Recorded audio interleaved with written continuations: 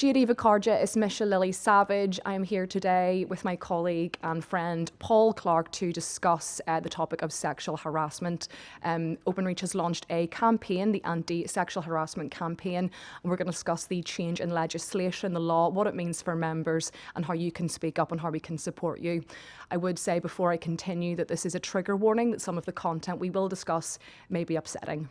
I'm the regional coordinator for the Southwest. I'm also a branch officer in the Great Western branch, and I'm author of a report that was done looking into how female engineers are treated in the workplace. And so, I think most of this has kicked off since that report started. Absolutely, it has. Changes in the law from last year, we're coming up to a full year since the new preventative measures for employers to follow for sexual harassment has been introduced. How do you think that has been since you've done your report to now? Why did you do the report in the first place? Because evidently you don't just do these things. No. We're very busy as trade union reps, so talk me through that, because it was really, really important piece of work, and I think it kickstarted a lot of other branches to do the same and to advocate for these members who've been affected by sexual harassment. Yeah, a couple of years ago I came across a young lady down in the Southwest who had been through a really, really bad experience and had been bullied, harassed, and had a really bad time. And then we had a meeting with the CEO, Clive Selly, as a union, and I raised it with Clive Selly at the meeting and said to him, I think this is a bigger scale, and he told me to go out and see what sort of scale it was. Being a father, a grandfather, I've got 3 daughters, 2 granddaughters and 2 grandsons, because sexual harassment isn't just about females, it is about everybody. So that was my inspiration. I want my children to be able to go to work and be safe. I want everyone around me to be able to go to work and not be harassed. So that is the main reason for me starting the report. It's interesting that Clive put that labour back to you, because in terms of the law changing, the company, the employer, has got to take the preventative measures to stop sexual harassment from happening, and that's worker to worker, that's also members of the public. So they have to take these preventative measures. So what you actually did was a bit of a risk assessment for the business. So kind of talk me through the people who, spoke up or were part of the survey. What were the findings of that? Because I think the purpose of the law changing, and it's so good for trade unions as well, because we can kind of look at the culture of the companies and with the members that we represent, we can look and see what exactly that is like. Can you tell me kind of, have you uncovered anything? Were you able to see kind of the underbelly of what was going on? Was there things that surprised you, or things that kind of needed intervention as soon as possible? Well, I think the whole survey, it surprised me massively. I also believe it surprised Openreach, the senior management team, massively, because they were presented with it. To most people, the findings would be quite shocking. You would not believe what's happening in our workplace. And also it's the way that the company have dealt with harassment claims in the past. The survey actually came out with 80% of females reported incidences, which we thought was really high. I wasn't expecting that. Yeah, it is. Out of the people that were surveyed, but only 75% thought that their complaints had actually been dealt with, which is quite horrifying. It's interesting because it's such a cyclical issue, isn't it? Because the laws there, because underreporting was so prevalent in workplaces. A lot of people didn't think they'd be believed. A lot of people thought they'd be victimised. A lot of people thought they'd be, reprimanded for actually speaking up and for, being honest about what's happened to them. Then you're saying all of these women have actually gone through the emotional labour and the bravery of actually speaking up, to then be met with actually the company didn't deliver on any ethical outcome for them or supporting them in the way that they should have been. What do you think about now? So you've done that. What was the response from the company? Did they implement anything, or? I've got to say the response from the company, as soon as the HR director saw it, was amazing. It was very, very positive. I had meetings with every senior director for UK South, which I sit in, which they presented that's my study to all their senior management teams. And I think it's also kick-started BT Group. I think it's kick-started definitely Openreach into now rolling out the sexual harassment material that they're doing. Yourself and I have done a video for Openreach. Yes. But yeah, no, it's. I think it's really good that it's actually been treated serious, because the company don't have any choice now, because it is law, and we will police that to make sure, as a union, that we make sure our members are safe at work. So yeah. Absolutely. And I think, yes, we did do a video with Openreach, and it wasn't necessarily union endorsement without caveats. No. You know, they have to deliver on a zero tolerance approach, which is what they have said. In fact, we only agreed to do it as long as they had a zero tolerance approach. Yeah. That terminology isn't radical. It has been banded about from business to business for years. Openreach are now just kind of taking that, which is good. It is a really, really good step. It's a needed step. It's been a vital step, actually, in trying to kind of undo some of the thoughts around Openreach and the whole from the members.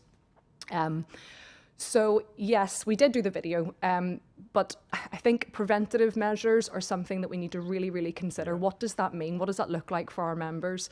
Preventative measures would be really robust speak up methods, really robust training, doing risk assessments, kind of like you've done, went out and spoken to members and actually engaged with them, because they're going to tell you what the dangers are. Yep. They're going to tell you what they face, whether it's with customers, whether it's with co-workers. And obviously Desk is going to have a different risk assessment, or members in Desk, to our members in the field will have a completely different risk assessment. And it's up to the business to decide how to mitigate that and how to protect our members.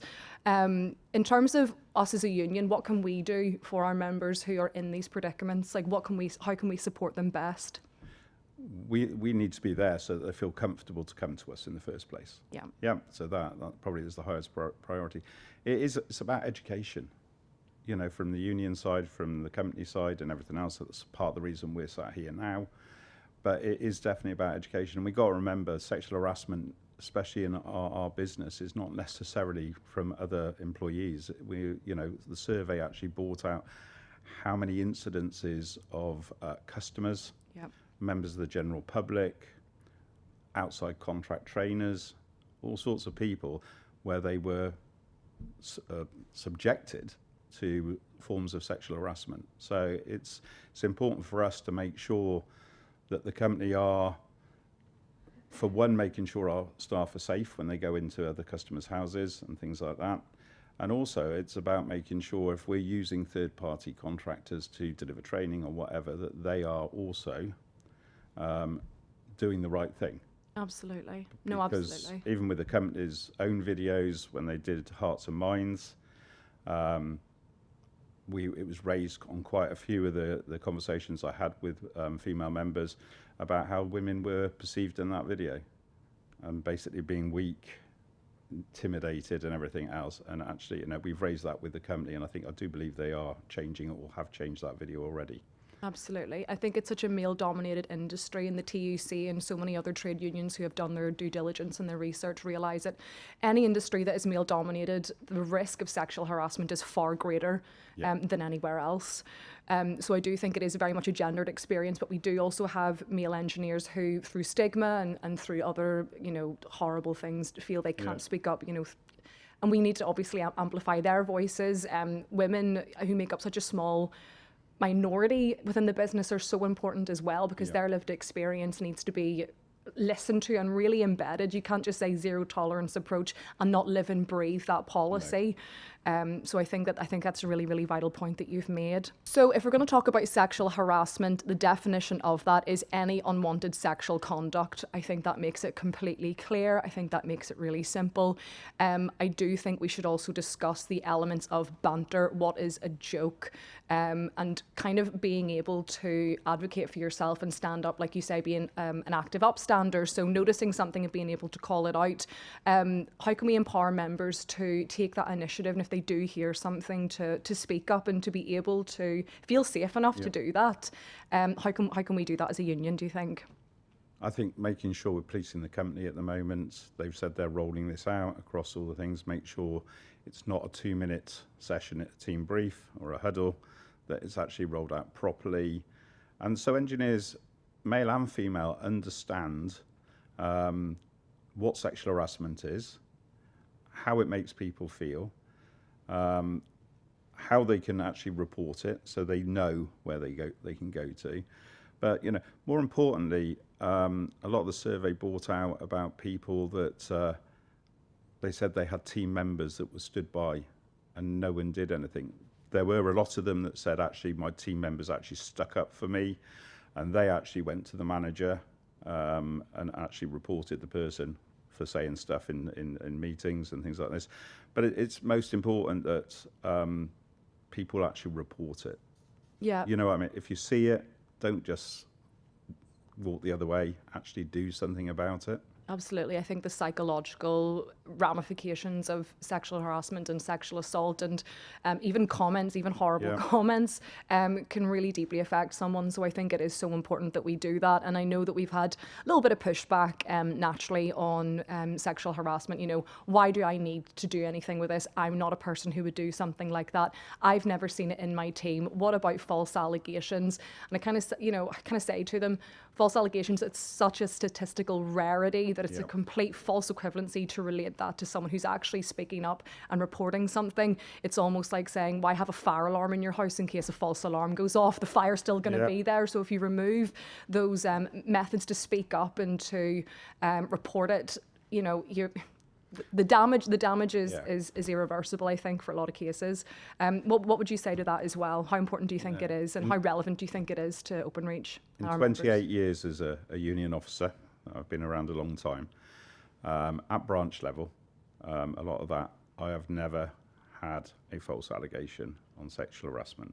Yeah. So I think that statistic stands on its own. If there was, it's the same as any other thing. People are defended by the CWU as well. They have that right. So it is a difficult one, but we are there to make sure that everything is done properly, fairly, and everyone is protected. Absolutely. I think that's the most important bit. Everybody is protected. And I think the other thing is, someone might say something is a false allegation, but it's how it's perceived by that person. So I could say something to you, Lili, which wouldn't offend you, and I could say something to another member, and it would absolutely offend them, and it would be the same thing. So it's how people perceive it. And it's making sure that people can communicate. And just because they report it doesn't mean that's a big whack, here we go. It's about making sure people are educated and everything else, and that complaint is dealt with at the right level and dealt with properly. Yeah. The assurances from the business have been that the investigation standard will be really, really high. Because, of course, we will represent members who, again, come from very, very serious to something that, could be perceived as harassment, like not necessarily sexual. No. But again, Openreach have committed to any form of harassment will be seen as a zero tolerance approach as well. And that comes for our LGBT, our POC, all of that will kind of fall under that same umbrella. We'll be treated the same, which is good. As it should be. As it should be, as Absolutely. it should be. Unions, we are the kind of bastions of that, and I think we're very, very privileged to have people who feel comfortable to talk to us. We're usually the first point of contact for people, and it's a privilege to serve people, but it's also, we need to support people in the best way that we can and make sure that what happens to them doesn't happen to someone else. No, absolutely. Yeah. I think it's really important that, if you're out there and you feel that you're being harassed in any way, that if you don't feel confident to speak to your manager, you've got branch reps. We have women's officers in branches. We have lots of different reps. If you feel that you're in that position and you're not confident to come to your manager, please contact your branch. Right? They will be able to help you. They will be able to advise you. They will walk you through the process. I think that would be a good point to finish, to kind of just say, if something has happened to you and you're listening and you're unsure of what to do, it didn't feel right, or you've seen something that hasn't sat right with you, please reach out to your local branch, report it. You do have it's completely safe with us, it's confidential with us. Please do use the mechanisms that Openreach have as well. They have Speak Up, they have dedicated SMEs to deal with this. You're trauma informed as well are we. So please, by all means, do not stay silent. We are here for you. We always will be. I think that's probably the most important bit. Do not stay silent. Do not suffer alone. Right? We are here. That's why your union members and everything else, you have that support. So please, as I said before, contact your branches, talk to branch officers. As Lili said, it's totally confidential. And it's just so important that you do not suffer. Absolutely. You have a lot of allies behind you. We have the Manchester Combined branch who recently did a survey similar to yours. All of your branches across the country would be happy to listen to you, and will do so with a lot of care. So yeah, thank you so much. Look after yourself. Slan, slan. Thank you.